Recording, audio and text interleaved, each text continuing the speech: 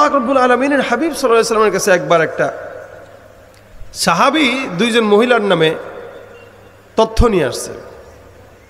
দুইজন মহিলা, রাসূল করিম সাল্লাল্লাহু আলাইহি ওয়াসাল্লাম বলতেছেন, কি সমস্যা? কা হুজুর, দুইজন মহিলা রোজাদার, এরা রোজা রাখা অবস্থায় পানির পিপাসা লাগছে।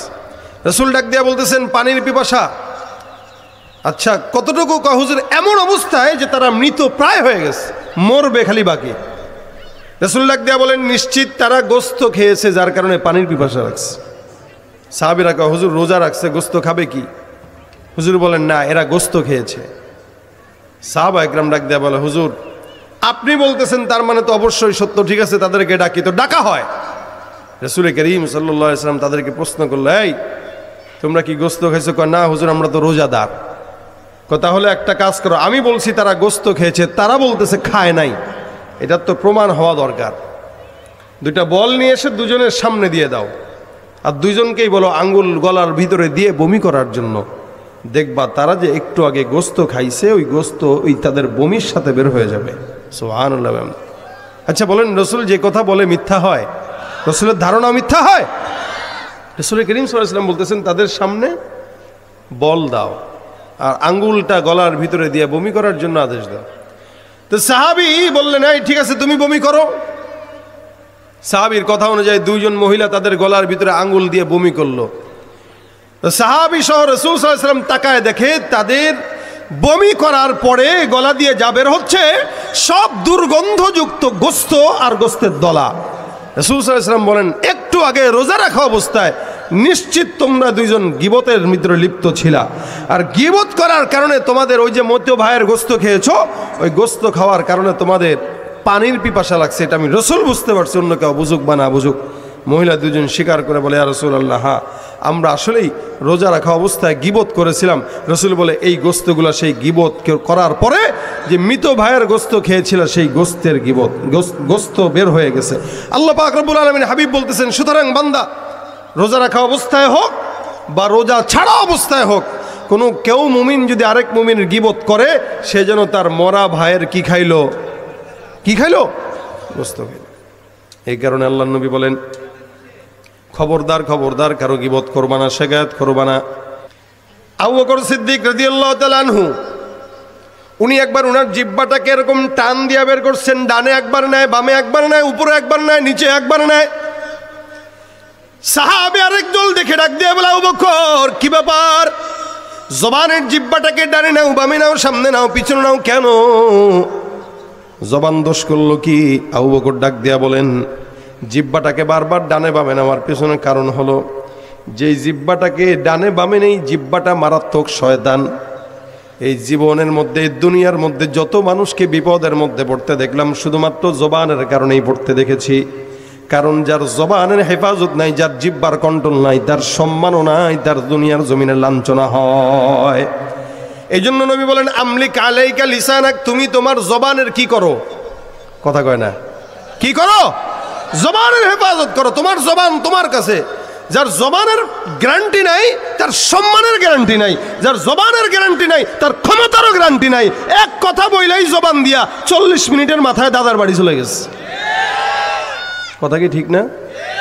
যদি না বলতো এই কথা যাইতো নি? কথা কয় না, বুঝেন না আপনারা? বুঝছেন নি কি বলছে জবান দিয়া? বলেন বলেন, বলা দরকার ছিল কিন্তু বলছে। কি দিয়া বলছে? জিহ্বা দিয়া, পিছন দিয়ে তার বলে নাই। তা জিহ্বা দিয়া বলছে। রাসূল বলেন, আমলিক আলাইকা লিসানাক, তুমি তোমার জবানের হেফাজত করো। জবানের হেফাজত নাই, ক্ষমতাও নাই। জবানের হেফাজত নাই, সম্মানও নাই। জবানের হেফাজত নাই, মানুষের কাছে তার ভারতও নাই। আমলিক আলাইকা লিসানাক, যার জবানের হেফাজত আছে তার সম্মান আছে।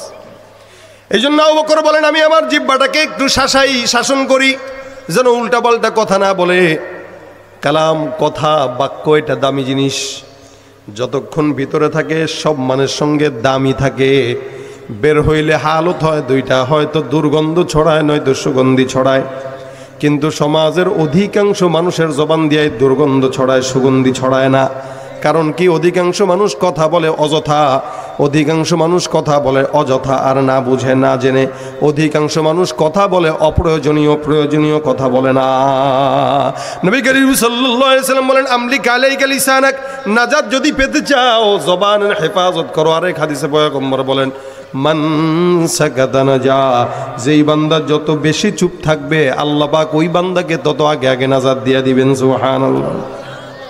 এই জন্য বোবা হওয়া, বোবা মানুষের শত্রু নাই, কথা আছে না, যার বোবা ওর কোনো শত্রু নাই, কারণ কথাও জানে না, ওর কোনো শত্রুও নাই। আর যে কথা বলে বেশি তার ভুলও হয় বেশি, শত্রুও বাড়ে বেশি।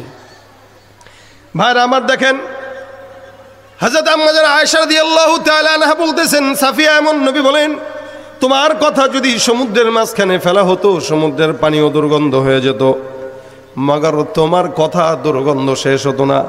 তার মানে কথাটা এমন মারাত্মক বলছো। সাহাবা একরাম ডাক দিয়া বলেন, হুজুর আমরা যদি এমন মানুষ নিয়ে কথা বলি যে এই মানুষের মধ্যে ওই গুণটা আছে অথবা দোষটা আছে, রাসূল বলেন, হ্যাঁ ইন কানা ফিহি, যদি তার মধ্যে ওই গুণটা থাকে তাহলে তুমি আগতাবতাহু, তাহলে তুমি গীবত করলা। আর যদি ওই গুণটা ওর মধ্যে না থাকে তাহলে গীবত নয়, সেটা অপবাদ। আমার ভিতরে অন্যায় আছে, এটা নিয়ে আপনি আমার অগোচরে বলা বলি করতেছেন, মানুষের কাছে বলেন, আরে ওরা তো চিনি, এ তো এই, ও তো এই, এটার নামই গীবত। এটা যদি করে তো কি হয়? আল্লাহ বলেন, আইয়ুহিব্বু আহাদুকুম আইয়াকুলা লাহমা আখিহি মাইতান ফাকারিহতুমুহ। বান্দা যদি কেউ কারো গীবত করে, আল্লাহ পাকের এই আয়াতের কথা অনুযায়ী মনে হয় বোঝা যায়, কেউ যদি কারো ইমানদার ভাইয়ের গীবত শিকায়াত করে তাহলে সে তার আপন মরা ভাইয়ের গোশত খাইল। নাউযুবিল্লাহ। এই জন্য সমাজে উঠতে বসতে চলতে ফিরতে আমাদের দেশে অনেক গীবত হয়, প্রত্যেকটা মজলিসে গীবত হয়। গীবত ছাড়া আড্ডা ঠিক মতো জমে না। যত গীবত খাইতে মজা, ওই যে গোশতের সাথে তুলনা দিয়েছেন আল্লাহ পাক, আইয়ুহিব্বু আহাদুকুম আইয়াকুলা লাহমা আখি, ভাইয়ের গোশত, মাইতা, তাও জীবিত না, মৃত, মৃত ভাইয়ের গোশত খাওয়া, এটা তার কাছে ভালো লাগে। গোশত দিয়ে ভাত খেতে যেমন মজা, গীবত করতে এমন মজা, কারণ এটার সঙ্গে গোশতের তুলনা আসছে। এই জন্য যতক্ষণ গীবত করবেন, আপনার পাশে যদি কেউ থাকে গীবত করার মতো, আপনি তারা বলে দিবেন, ভাই গীবত করতে মন চাইলে অন্য জায়গায় যায় করো, এই মজলিসে বসে গীবত করো না। অনেক বুজুর্গানে দিন ছিলেন, কোনো মজলিসে যখন গীবত হইতো ওনারা উঠে চলে যেতেন। আমাদের আকাবির বুজুর্গানে দিনরা ওই কাজ করতেন, মজলিসে গীবত তো মজলিস থেকে উঠে চলে যেতেন, অথবা কানের ভিতরে কোনো কিছু দিয়ে রেখে দিতেন যে গীবত ওরা করলে করুক, আমি শুনবো না, বাস বলবও না, শুনবও না। কারণ গীবতের একটা বড় কুফল হইল, আমি যদি আপনার গীবত করি মাআযাল্লাহ, তাহলে আপনার সমস্ত গুনাহ আমার কাছে আসবে, আমার নেকিগুলো আপনার কাছে যাবে। আচ্ছা বলেন, কেউ কারো গীবত যখন করে বন্ধুত্ব পোষণ করে করে না শত্রুতা পোষণ করে করে? অবশ্যই শত্রুতা। আপনারা যদি জিজ্ঞাসা করা হয়, ভাই আপনি ওরা ভালোবাসেন, দূর মিয়া ভালোবাসি মানে কি, ওরা পাইলে তো পিডায় মারবো, তার মানে সে আপনার শত্রু।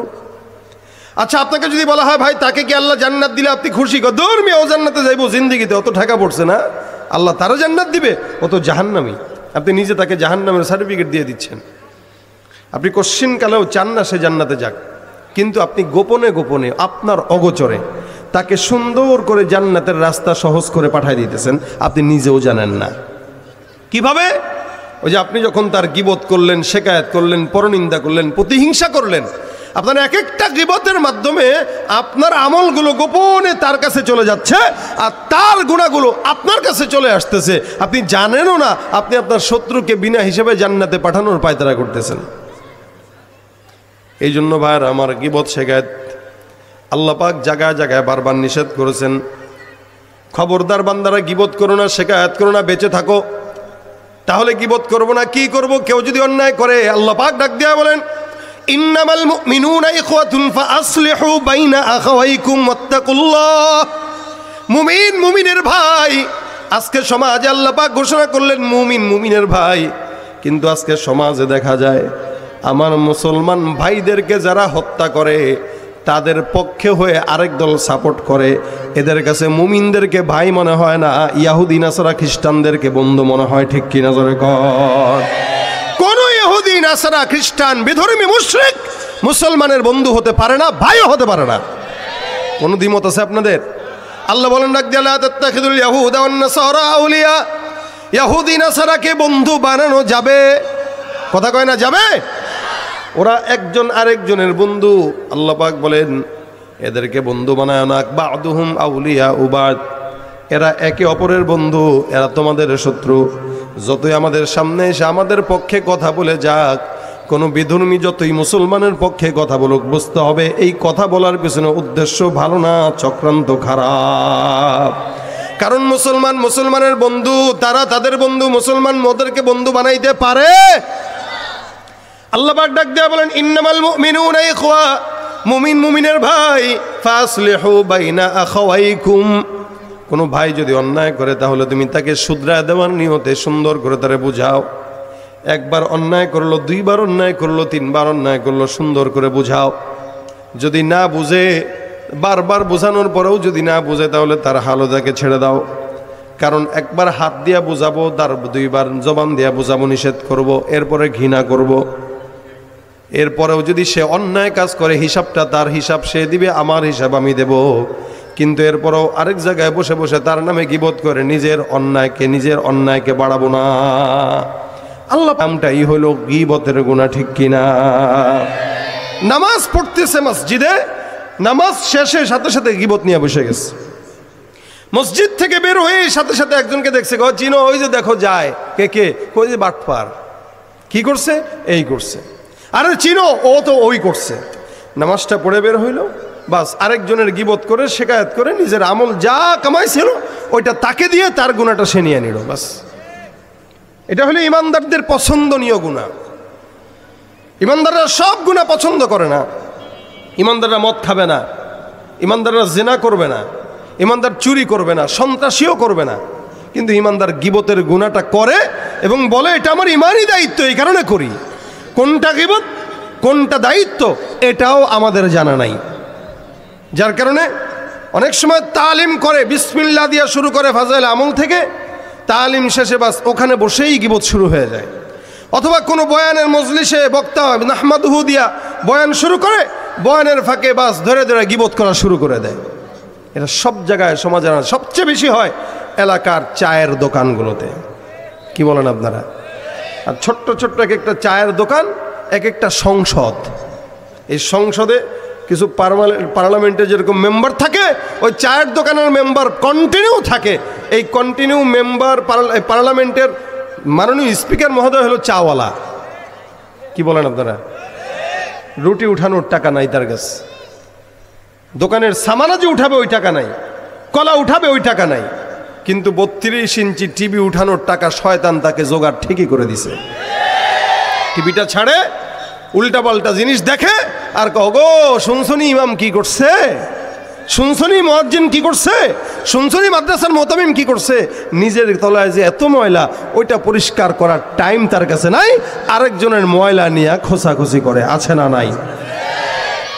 হজ করছে 14 বার, এই পর্যন্ত হজ করছে 20 বার, হজ করছে 5 বার। এলাকার মানুষ তারা হাজী সাহেব বলে চিনে, কিন্তু মুখের মধ্যে একটা ভালো কথা নাই, সব গালিগালাজ আর গীবত। যারা এই দেখে কয় এটা ফকিন্নি, এরে দেখে কয় এটা শয়তান, ওরে দেখে কয় এটা ধান্দাবাজ। নিজের ব্যাপারে বলে না। এই জন্য তুমি তোমার নফসকে প্রশ্ন করো। আল্লাহ পাক রব্বুল আলামিন তোমার নফসকে যদি তুমি প্রশ্ন করো, তোমার জবাব মিলাই দিবেন। ইস্তাফসি নাফসাক, আমি কতটুকু গুনাহ করলাম এটা আমার নফস জানে, আর আমার আল্লাহ জানে, এছাড়া কেউ জানে না। যত বড় পীর বলেন, যত বয়স্ক বলেন, যত বয়স বেশি গুনাহের ফিরিস্তিও বেশি, ঠিক কিনা? এই জন্য অন্যকে ছোট চোখে দেখার আগে আল্লাহ পাক রব্বুল আলামিন বলেন, ইয়া আইয়ুহাল্লাযীনা আমানু, হে মুমিনের দল। আল্লাহ পাক রব্বুল আলামিন মুমিনদেরকে বললেন, নাসারা কেউ বলেন নাই, ইহুদি কেউ বলেন নাই, খ্রিস্টান কেউ বলেন নাই, অন্য মানুষ কেউ বলেন নাই, মুমিনকে বলেছেন। তার মানে আপনার মতো আমার মতো নালায়েক বান্দাকে আল্লাহ পাক নাম দিয়েছেন কি বলে? মুমিন। বলেন কি নাম দিয়েছে? মুমিন। আপনি আমি নামাজ ঠিকমতো পড়ি না, আপনি আমি ইমানদার ঠিকমতো নয়, যা দান করি না, সাদকা করি না, মিথ্যা কথা বলি, হকের উপরে চলি না, এরপরও আল্লাহ পাক আপনাকে আমাকে দয়া করে নাম দিয়েছেন ইয়া আইয়ুহাল্লাযীনা আমানু। আল্লাহ পাক রব্বুল আলামিন বলেন, হে মুমিনের দল, তোমরা মনে রাখবা, লা ইয়াসখর কওমুম মিন কওম, কোনো কওম যেন কোনো কওমকে ছোট চোখে না দেখে। আল্লাহ পাক রব্বুল আলামিন বান্দাকে জানায় দিয়া বলেন, কারণ তোমাদের মধ্যে কওমে কওমে মারামারি দ্বন্দ্ব লাগবে, তোমাদের মধ্যে রাজনৈতিক দলে দলে দ্বন্দ্ব লাগবে, তোমাদের মধ্যে ওই দলের সঙ্গে ওই দলের দ্বন্দ্ব লাগবে, এক বংশের সঙ্গে আরেক বংশের দ্বন্দ্ব লাগবে। এ কোন বংশের বলো অমুক বংশের, ও কোন বংশের কয় অমুক বংশের, আমার বংশ তার চাইতে বড়। মনে করো আমার আল্লাহর কাছে ওই বান্দাটার সম্মান বেশি, তোমার কোনো দাম নাই। ভাইরা আমার, আল্লাহ পাক রব্বুল আলামিন বলেন এক দল আরেক দলকে ছোট চোখে দেখবে না পুরুষরা, এটা পুরুষদের জন্য। আবার ডাক দেয়া বলতেছেন ওয়ালা নিসা উম্মিন নিসা ইন আসা আইয়াকুন্না খায়রাম মিনহুন, কোন নারী যেন কোন নারী জাতিকে ছোট চোখে না দেখে। মেম্বারের বউ, চেয়ারম্যানের বউ, বড় হুজুরের বউ, বড় আলেমের বউ আরেকজন বউকে ছোট চোখে দেখে, ভাইয়ের বউ আরেক ভাইয়ের বউকে ছোট চোখে দেখে। আল্লাহ পাক বলেন কোন নারী যেন কোন নারীকে ছোট চোখে না দেখে। কেন? যেই নারীকে ছোট চোখে দেখা হয়, হতে পারে আল্লাহর দরবারে ওই ছোট চোখে দেখনেওয়ালা নারীর সম্মান অনেক বেশি। এজন্য দুনিয়াতে কেউ এই কথা বলতে পারে না ভাই আমার দাম আল্লাহর কাছে বেশি, না আমি না আপনি। অনেক বড় বক্তা হইতে পারে, অনেক বড় মানুষ হইতে পারে, অনেক বড় আলেম হইতে পারে, অনেক বড় পীরও হইতে পারে, কিন্তু আল্লাহর কাছে বড় কিনা ওইটার সার্টিফিকেট তো কে দিবেন? কে দিবেন? তা আপনি কেন আরেকজনের দোষারোপ করেন? এই জন্য আল্লাহ পাক রব্বুল আলামিন বলেন ওয়ালা তালমিজু আনফুসাকুম ওয়ালা তানাবাজু বিল আলকাব। আল্লাহ পাক রব্বুল আলামিন বলেন খবরদার একদল আরেকদলকে ইলজাম দিবা না, খারাপ কিছু বলবা না, গীবত শিকায়েত করবা না, কেউ কাউকে গালিও দিবা না, ভিন্ন কোনো নামেও ডাকবা না। মোটা একটা মানুষ যাইতেছে, কয় ও যে দেখ মুটকো যায়, মুটকো কয় কিনা? কথা কয় না? চিকন মানুষ হাঁটতেছে, কয় দেখ রে ভাই ক্যাঙ্গারু যায়, বাতাস দিলে ওইরা ধাক্কা দিলে উড়ে চলে যাবে। ছোট একটা মানুষ যাইতেছে, কয় দেখ কেমন বাউন্না যায়, খাটো। রাসূল করিম সাল্লাল্লাহু আলাইহি সাল্লাম নিষেধ করলেন খবরদার, কেউ লম্বা, কেউ ছোট, কেউ বাটো, কেউ মোটা, কেউ চিকন, এই শব্দটাও কোনোদিন তাকে আঙ্গুল দিয়া বলা যাবে না। নিষেধ করেছেন কে? খবরদার কাউকে ভিন্ন কোনো নামে ডাকা যাবে না। কারো নাম অমুক, তাকে ওই নামে বাদ দিয়া এমন কোনো নামে ডাকলা যেই নাম ডাকলে সে বেজার হয়। আল্লাহ পাক বলেন খবরদার এই নামে ডাকা যাবে না, এটা আমি আল্লাহ পাক রব্বুল আলামিন নিষেধ করে দিলাম। নবী করিম সাল্লাল্লাহু আলাইহি ওয়াসাল্লামের বিবি হযরত সাফিয়া রাদিয়াল্লাহু তাআলা আনহা একবার ঘরের মধ্যে আসলেন, আম্মা জান আয়েশা দেখলেন হযরত সাফিয়া হয়তো একটু খাটো অথবা একটু মোটা ছিলেন।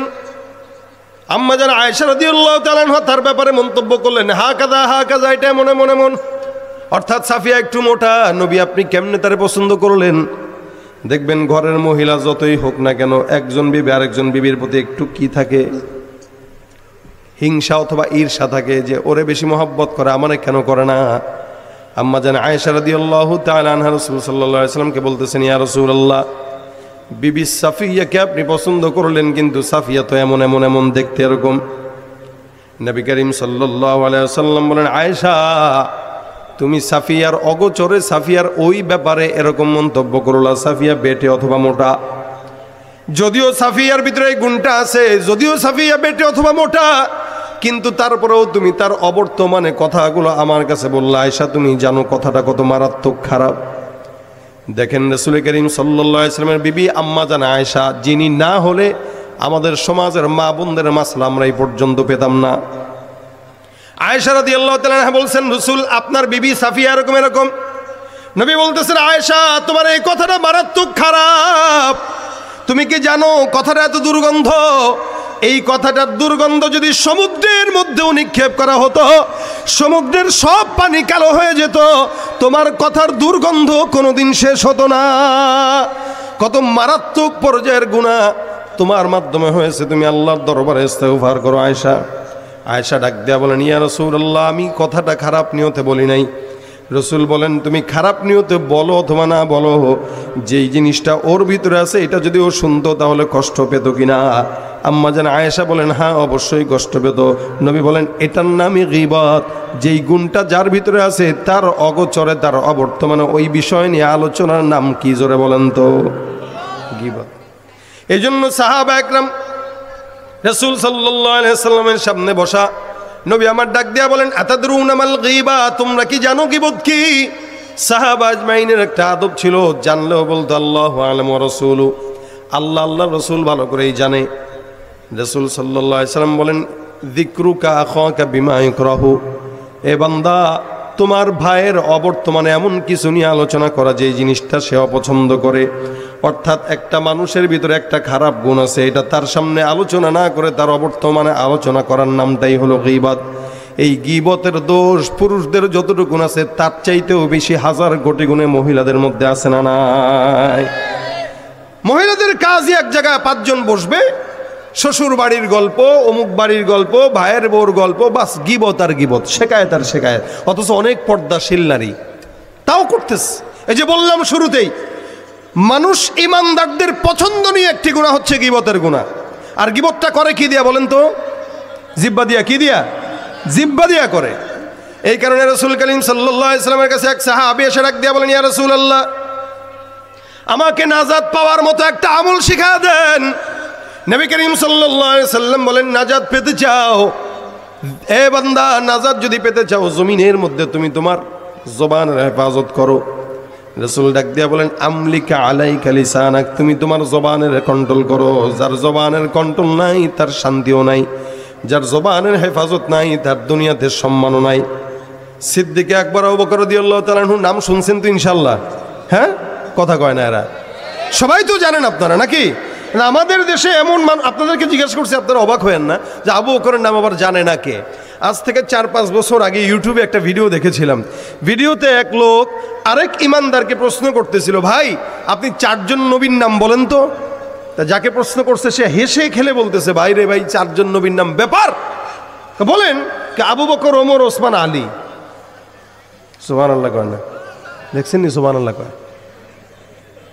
আমি টেস্ট করলাম যে কি কয়, এ কয় সুবহানাল্লাহ। তাহলে মানে সেও জানে না আবু বকর, ওমর, ওসমান, আলী নবী না সাহাবী? জানো নি ভাই? জানে না? আরে মুসলমান, আবু বকর কে বলেন? কে? এই শিখে নাও, কে আবু বকর? বলো, জোরে বলো। ওমর কে? ওসমান কে? আলী কে? শুধু সাহাবী না, 4 জন খলিফা, খলিফাতুল মুসলিমিন। নবীকে, সাহাবীকে আমাদের জানা নাই, কিন্তু আর্জেন্টিনার খেলোয়াড় ভালো খেলে কেউ, এটা জানা আছে। কথা কয় না? আছে না? কে গোল মারে ভালো, কে নাটক করে ভালো, কে দিগবাজি দিতে পারে ভালো, এটা আমাদের জানা আছে। কিন্তু রাসূলের সাহাবীদের নাম মুখস্থ নাই। আল্লাহ পাক রব্বুল আলামিন বারবার বান্দাকে জবানকে হেফাজত করার কথা বললেন। আজকে সমাজে মসজিদ থেকে শুরু করে মন্দির পর্যন্ত, অথবা মাঠ পর্যন্ত, রাজনীতি পর্যন্ত, মসজিদ থেকে শুরু করে রাজনীতির মঞ্চ পর্যন্ত সব জায়গায় গীবত আছে, শেখায়ত আছে। এক দল আরেক দলকে ছোট করা, খাটো করা, এক দল আরেক দলের বিরুদ্ধে কথা বলা, এক দল আরেক দলের গীবত শেখায়ত করা। গীবত তো করে করে 10 জন মিলা পানের আড্ডা নিয়ে তারপরে গীবত করে আর বলে হ্যাঁ এটা আমাদের ইমানি দায়িত্ব। মনে রাখবেন, 2 কারণে গীবত করা জায়েজ। 1 নম্বরে কারোর মাধ্যমে যদি ইমানের কোনো ক্ষতি হয়, 2 নম্বরে কারো মাধ্যমে যদি সামাজিক কোনো ক্ষতি হয়। এই 2 কারণ ছাড়া যেই কারণেই গীবত করেন না কেন, গীবত কোনোদিন হালাল হবে না, ঠিক কিনা?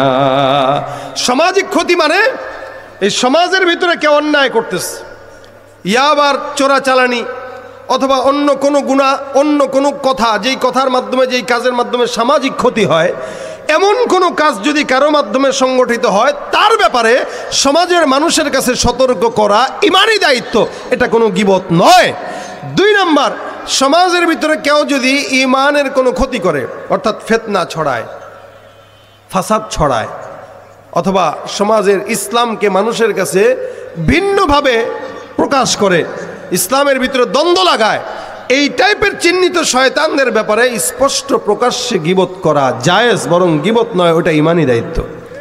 এর বাহিরে সামাজিক ক্ষতি, অথবা ইমানের ক্ষতি, ইসলামের ক্ষতি, অথবা রাষ্ট্রের ক্ষতি, এর ক্ষতির বাহিরে কেউ যদি কারো কাছে কারো গীবত করে, ওটা গীবত, ওটা ইমানি দায়িত্ব নয়, ওটা অন্যায়, ওটা মারাত্মক গুনাহ। আর গীবতের গুনাহ নবী করিম সাল্লাল্লাহু আলাইহি ওয়াসাল্লাম অন্য হাদিসে বলেন, আল গীবাতু আশাদ্দু মিনাজ জিনা, জিনার চাইতেও মারাত্মক হলো গীবতের গুনাহ। নাউযুবিল্লাহি মিন যালিক। আমরা জিনাটাকে খারাপ মনে করি, যে এই লোক জিনা করছে, ওই লোক চুরি করছে, ওই লোক দুর্নীতি করছে, ওই লোক এই করছে সেই করছে, আমরা এগুলাকে খারাপ মনে করি। কিন্তু আমরা গোপনে গোপনে গীবত করতে করতে আমাদের জবানকে শেষ করে ফেললাম। এটার আমরা খারাপ মনেও করি না, বরং ইবাদত মনে করি।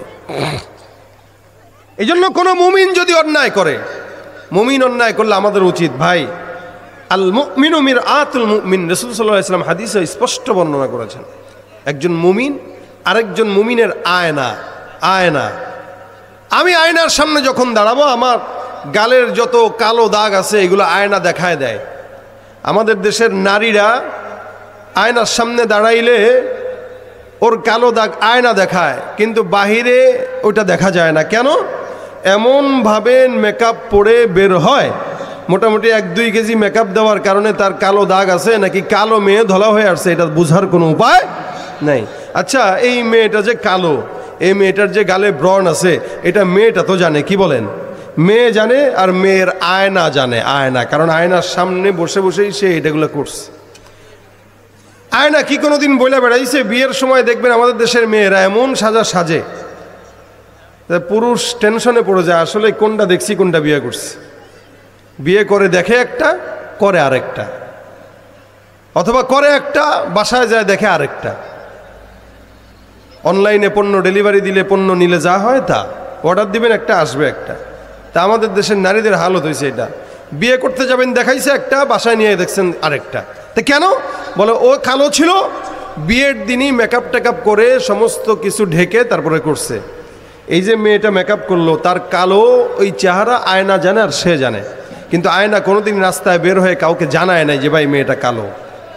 আয়না গোপন রাখছে। আপনার আমার চেহারার কালো দাগ আয়না কি রাখে ভাই?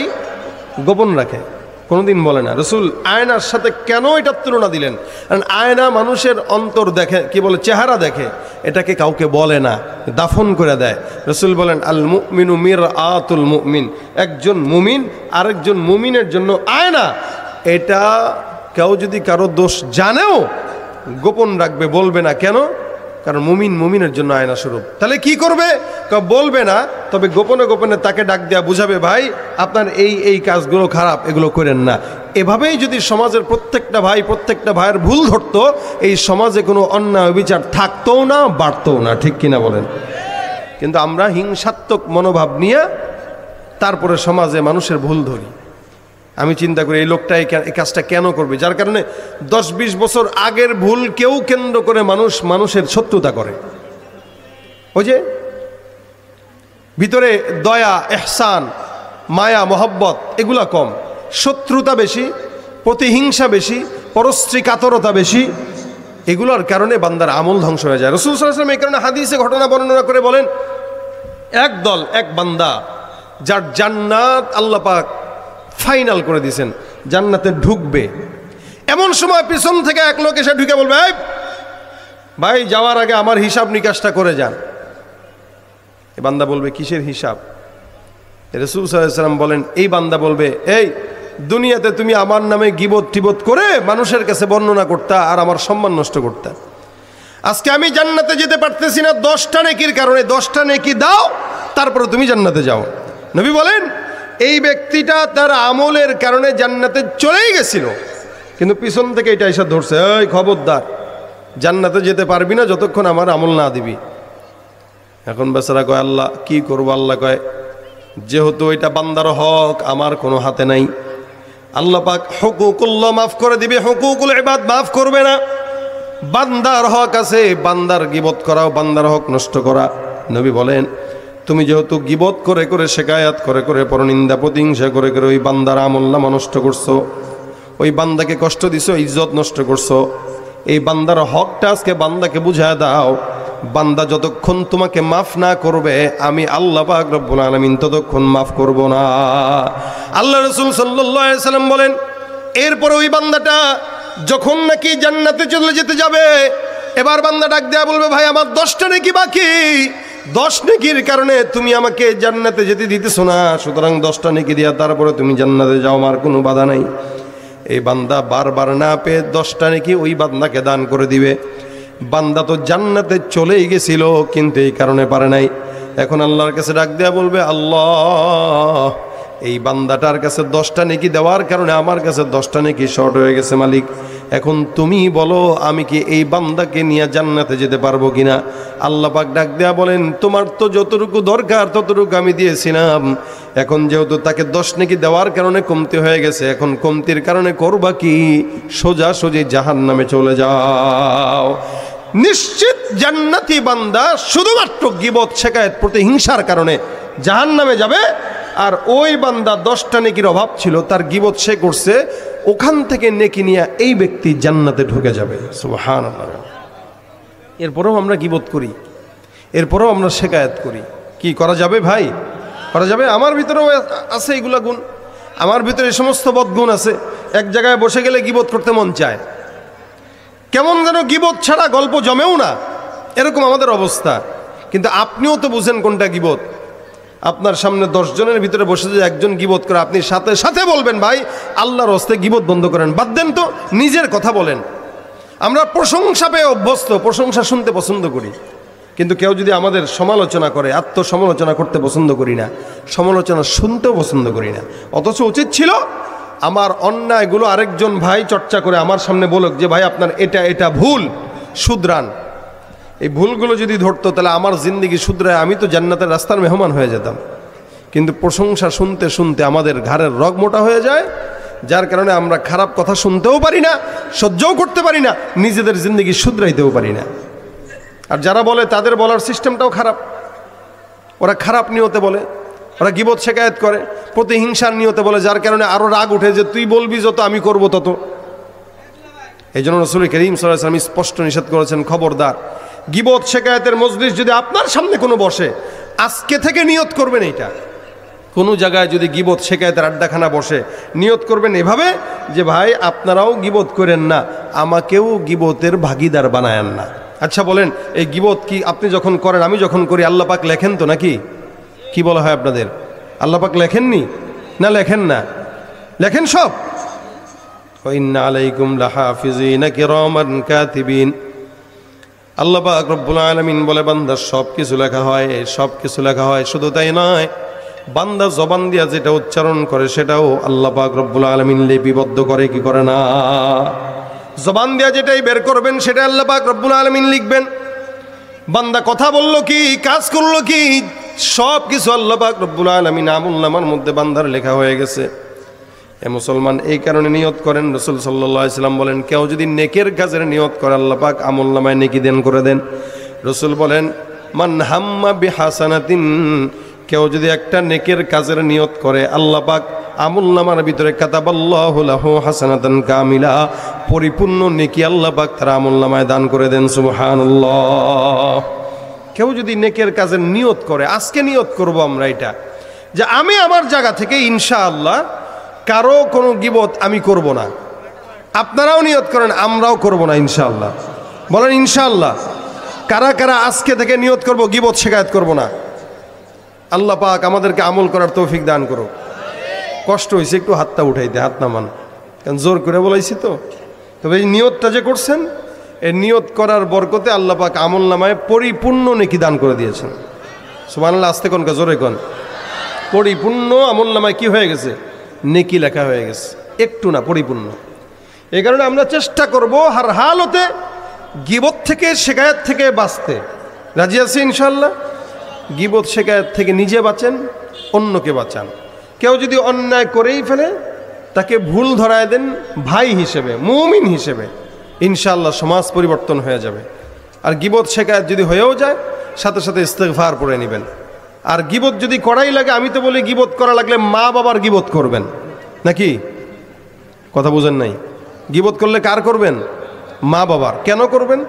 কারণ গীবতের মাধ্যমে যেহেতু আমলনামা একজনের কাঁধে যায়, আপনি যখন আপনার মায়ের গীবত করবেন তো আপনার আমলনামা আপনার মায়ের কাঁধে যাবে। আপনার তো এই জন্য গীবত করতে হয়, মায়েরটা করেন, বাবেরটা করেন। আপনার নেকি আপনার মা বাবার কাছে যাক, ঘরের নেকি ঘরে থাক, মা বাবা জান্নাত পাক। এরপরেও আরেক ভাইয়ের গীবত করে নিজের আমলনামা নষ্ট করেন না। আল্লাহ পাক আগে আমাকে আমল করার তৌফিক দেখ, এরপরে আপনাদেরকে তৌফিক দান করুক। এই ভাঙ্গা গলায় ভাঙ্গা কণ্ঠে ছোট্ট কথা যতটুকু বললাম, আল্লাহ পাক রব্বুল আলামিন আমাদেরকে এই কথাগুলো আমল করার তৌফিক দান করুক। এরপরে ইনশাআল্লাহ যারা আসবে আলোচক, প্রত্যেকের আলোচনা থেকে এক একটা জিনিস নেওয়ার চেষ্টা করবেন, ইনশাআল্লাহ আল্লাহ পাক আজকের মজমাকে কবুল করবে, নাজাতের উসিলা বানাবে। আমা তৌফিক ইল্লা বিল্লাহ। আসসালামু আলাইকুম ওয়া রাহমাতুল্লাহ।